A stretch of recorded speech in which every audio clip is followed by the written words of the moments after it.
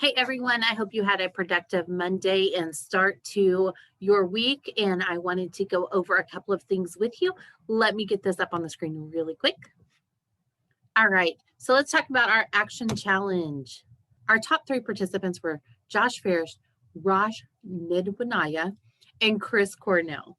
Raj, I try not to butcher your name there. We had 8 landings. Well, okay, let's kind of talk about that. Afshan Lakhani landed.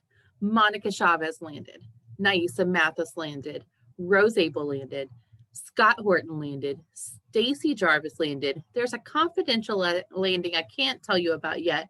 But then a very special congratulations to my friend Brandy Lewis here, who is just a phenomenal person. You definitely want to get to know her. I'm super proud of her for starting her own company. And so, Brandy, I hope you don't mind me announcing that, but Brandy is off the market. The results that we achieved during this, because of you, we had 48 active participants. That means people who were participating in the challenges, participating in the 3x3, engaged with the group. Out of those 48, we had 8 landings, including Brandy, and we have 2 pending offers. So we're waiting on some feedback.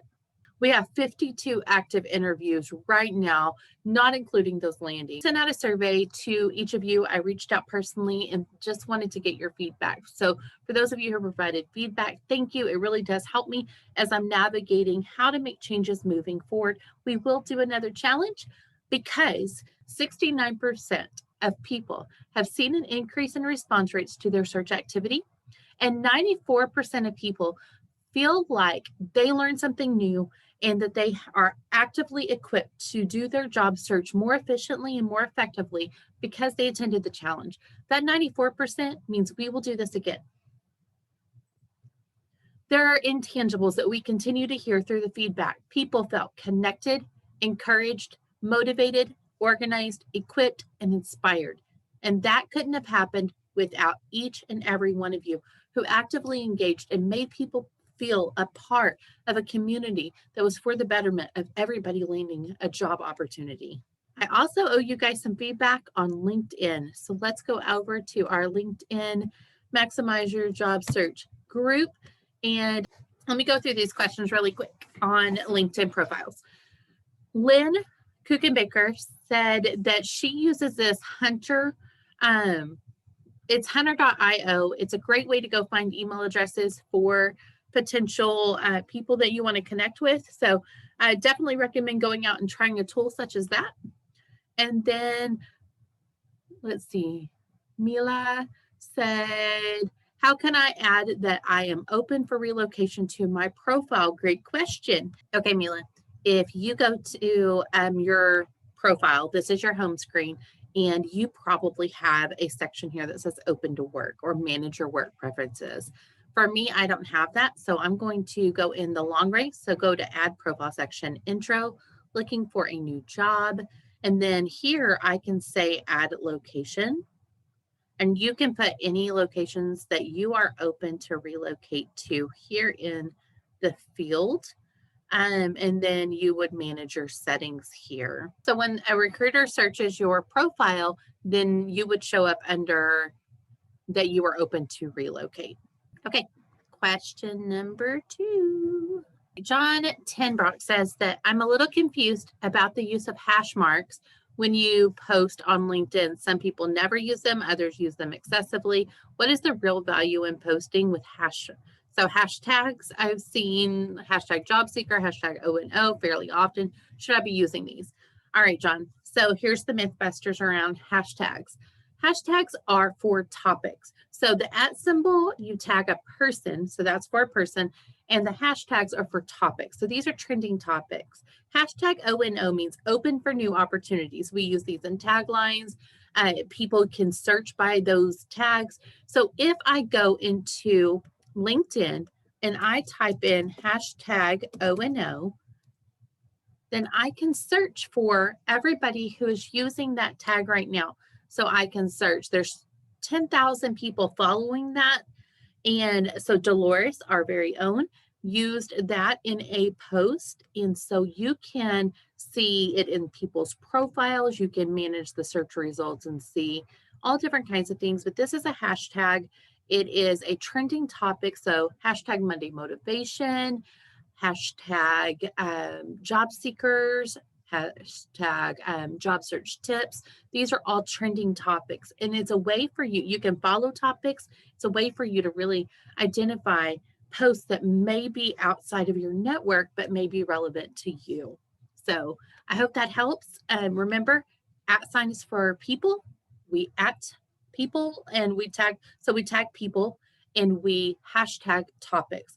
So to avoid triggering the spam filter, you want to use 3 hashtags or less.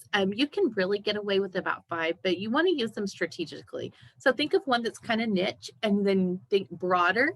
What would people search for to find this topic and what does it really apply to? So what's the umbrella of the main idea? Okay, so that's how you'll use hashtags. I do love them for posts because other people can find it. But if you're sharing something just for your network or you're not trying to engage others, hashtags aren't necessary.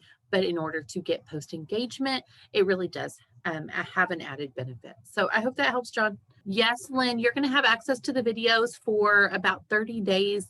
Eventually, we're going to make this into an online course and get this out to as many people as we can. So Joe Amadia says, during COVID-19, would you say that LinkedIn profiles, the algorithm, have increased or decreased in importance as a tool for job seekers?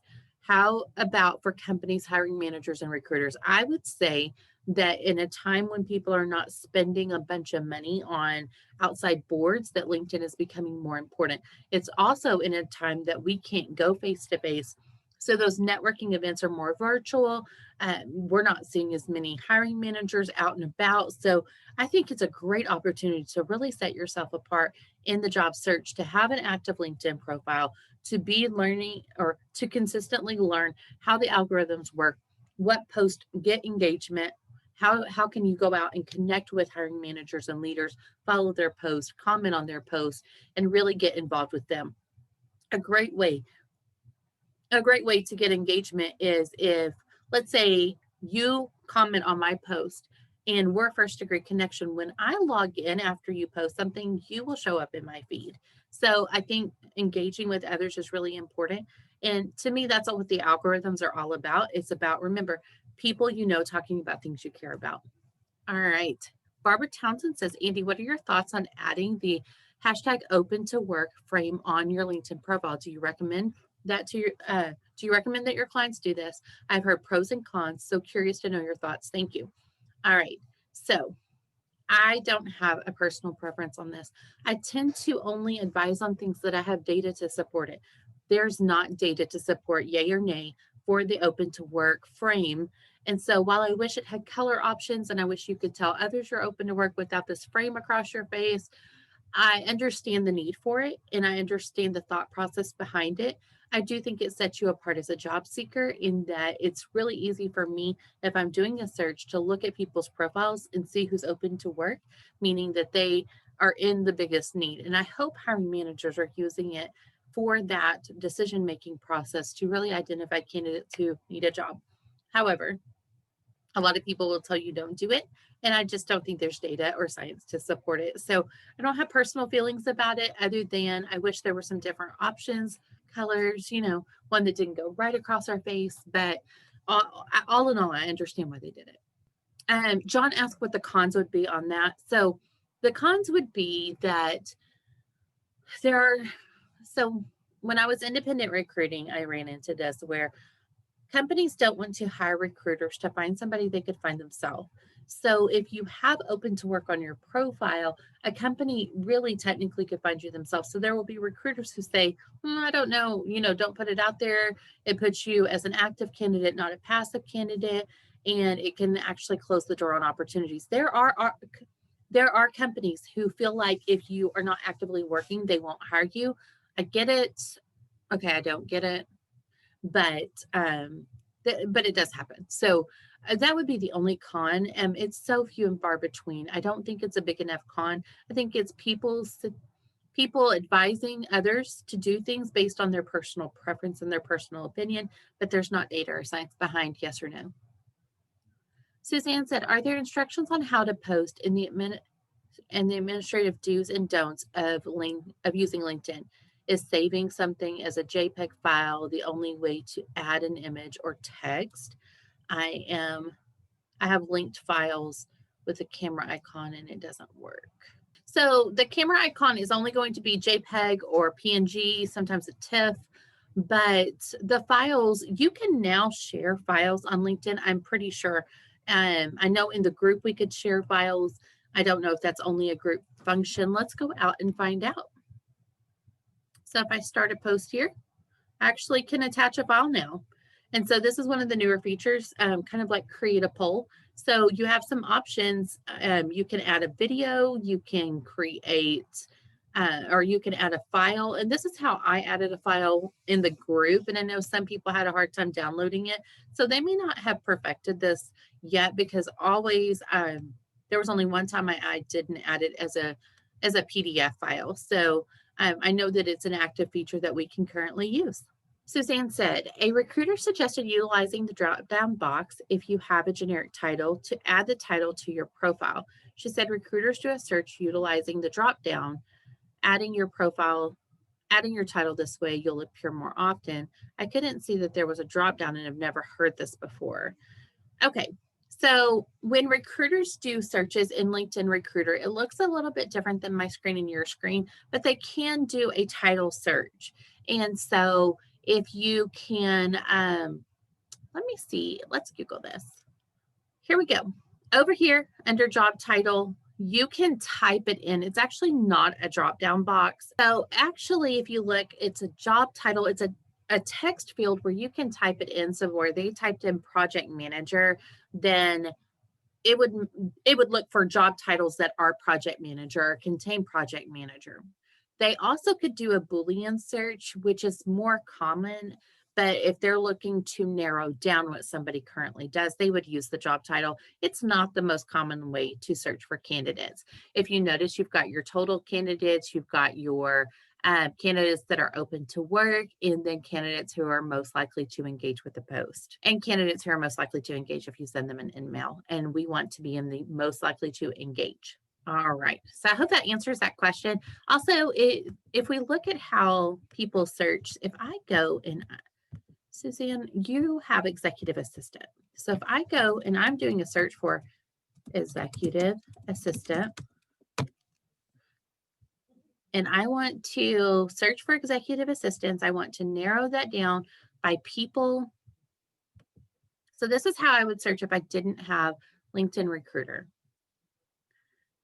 I could narrow it down to my first degree connections, current companies, locations. You all have access to these features. So let's narrow it down. There were 6 million people who showed up. Let's go to locations, now 80,000. Okay, if I go to my first degree connections, let's see how many executive assistants I know. 244. So that's how we search. It's not necessarily by title, even though on LinkedIn Recruiter they have that option. It's just not the most common. I don't know what they mean by a drop-down list, other than when you go in and you're changing your job title. So let me go into my profile. So if I wanted to go in here and change my job title, I don't want to share this with a network. So if I want to do CEO, then I could go here. Okay, so that's, I think, what she means by the drop down. It's really just the auto-populated text, but I don't know that it's an absolute requirement, but it can't hurt. And job titles do sometimes make a difference in your job search. So it's not a bad idea to go ahead and to try to streamline those a little bit. All right. 3, I have connected with random people, some at companies where I would like to work and get no response. I always add a note, and if there is a commonality, I mention it. Is it because they are employed and don't bother to get into the website? Okay, so it could be a multitude of things. It could be that they just don't know you and they don't accept connection requests from people they don't know. If I'm looking at somebody's profile, I can go down to the About section. All right, Suzanne, I'm actually going to go to your profile.